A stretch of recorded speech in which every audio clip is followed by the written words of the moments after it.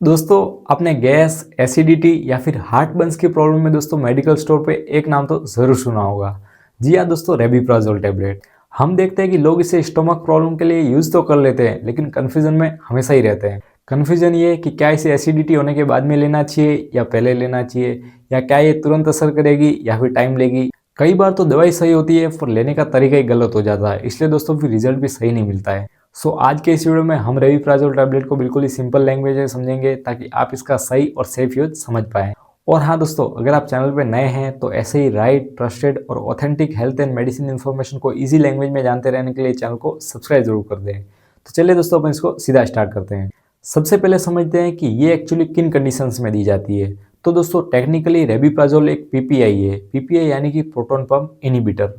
और इसका जो प्राइमरी काम होता है वो दोस्तों गैस को पास करने का नहीं है, बल्कि दोस्तों पेट में बनने वाले एक्स्ट्रा एसिड को रोकने का होता है। एंड डॉक्टर्स इसे मेनली 3 कंडीशंस में लिखते हैं। पहला है एसिड रिफ्लक्स में, यानी कि जब पेट का एसिड्स ऊपर फूड पाइप में आ जाता है और सीने में जलन सी होने लगती है तब। दूसरा है दोस्तों अल्सर्स के अंदर, यानी कि जब अगर पेट के अंदर आंतों में एसिड की वजह से छाले हो जाते हैं तो दोस्तों उन्हें हील करना भी फिर ज़रूरी होता है। तो उसके लिए फिर एसिड को कम करना ज़रूरी होता है, तब फिर ये टैबलेट दी जाती है। इसके अलावा दोस्तों इसे ज़ोलिंगर एलिसन सिंड्रोम में भी दिया जाता है। ये दोस्तों एक रेयर कंडीशन है जिसके अंदर बॉडी बहुत ही ज़्यादा एसिड बनाती है।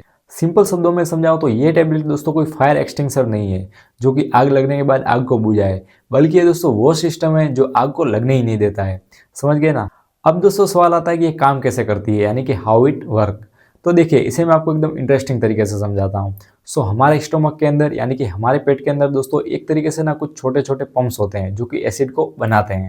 अब दोस्तों आप इमेजिन कीजिए कि ये दोस्तों एसिड फेंकने वाले नलके हैं, यानी कि टैप है। अब रेबिप्राज़ोल क्या करती है, ये जाके इन पंप्स को दोस्तों टेम्पररी ब्लॉक कर देती है, यानी कि एक तरीके से स्विच को ऑफ कर देती है, जिससे कि जब एसिड कम बनता है तो आपके स्टोमक की जो इनर लाइनिंग होती है उसको हील होने का टाइम मिल जाता है और जलन कम हो जाती है। अब यहीं पर लोग कंफ्यूज हो जाते हैं, क्योंकि दोस्तों ये एसिड प्रोडक्शन को रोकती है, इसका असर आने में थोड़ा वक्त लगता है। इसलिए दोस्तों ये कोई इनो या फिर डाइजिन की तरह इंस्टेंट रिलीफ नहीं देती है, ये दोस्तों लॉन्ग लास्टिंग रिलीफ के लिए है।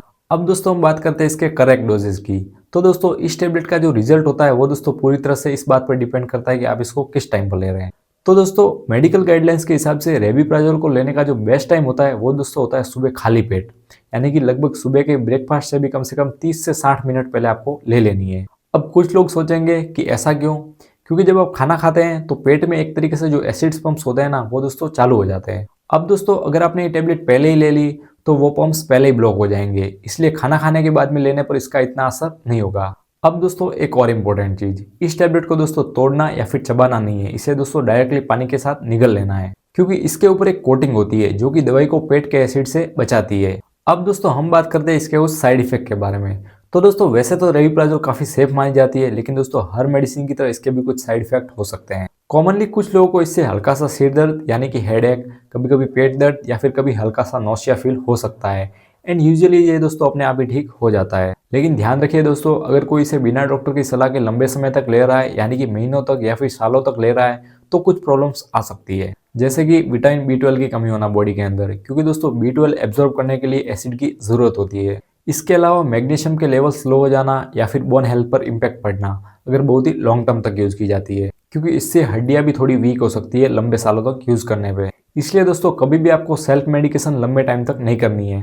अब दोस्तों हम कुछ प्रिकॉशंस की बात कर लेते हैं, यानी कि सावधानियों की बात कर लेते हैं। तो कुछ लोगों को ये टैबलेट लेने से पहले एक्स्ट्रा ध्यान भी रखना चाहिए, जैसे कि pregnancy and breast feeding women है। वैसे तो ये रिस्की नहीं मानी जाती है, पर दोस्तों बिना डॉक्टर की एडवाइस के नहीं लेनी चाहिए। साथ ही अगर आपको लीवर की प्रॉब्लम है, अगर किसी को सेवर लीवर इश्यूज है, तो दोस्तों डोज को एडजस्ट भी करना पड़ता है। इसके अलावा दोस्तों हमें ड्रग इंटरेक्शन का भी ध्यान रखना होता है। अगर आप कोई और मेडिसिन ले रहे हैं, जैसे कि आप कोई खून पतला करने की मेडिसिन ले रहे हैं, ठीक है, या फिर कोई एंटी फंगल मेडिसिन ले रहे हैं, तो दोस्तों आपको अपने डॉक्टर या फिर फार्मासिस्ट से कंसल्ट जरूर करना है, क्योंकि दोस्तों रेबिप्राज़ोल उनके असर को कम या फिर ज्यादा भी कर सकता है।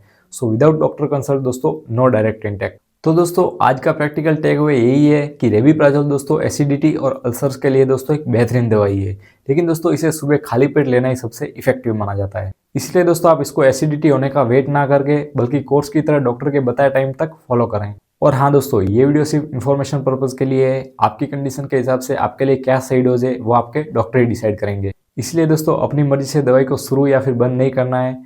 दोस्तों क्या आपने कभी भी एसिडिटी के लिए रेबिप्राज़ोल यूज़ किए, आपका एक्सपीरियंस कैसा रहा था, मुझे एक बार कमेंट में ज़रूर बताना, ताकि दूसरे लोगों को भी इससे कुछ हेल्प मिल सके। और हाँ दोस्तों, अगर आपको लगता है कि ये जानकारी किसी और के भी काम आ सकती है तो दोस्तों वीडियो को शेयर ज़रूर करें। और हाँ दोस्तों, बहुत से लोगों को एक कन्फ्यूजन होती है ब्रांडेड और जेनरिक मेडिसिन के बारे में, कि जब दोनों ही दवाई में ड्रग सेम है तो फिर एमआरपी यानी कि प्राइस में डिफरेंस क्यों होता है। क्या जेनरिक का असर कम होता है या फिर ब्रांडेड बस अच्छी पैकेजिंग की वजह से अपने से ज़्यादा पैसा ले रही है। सो दोस्तों, ब्रांडेड वर्सेस जेनरिक मेडिसिन का वीडियो के बारे में मैंने कंप्लीट डिटेल्स दोस्तों मेरे पिछले वीडियो में दी हुई है। सो उस वीडियो को आप बिल्कुल भी मिस मत करना। उसका लिंक मैं डिस्क्रिप्शन में और एंड स्क्रीन कार्ड पे भी दिया हुआ है। सो बस आप लिंक पे क्लिक कीजिए और उस वीडियो पे पहुंच जाइए। मैं आपका वहीं पे वेट कर रहा हूँ। So thanks a lot, see you soon. तब तक के लिए स्वस्थ रहिए, मस्त रहिए।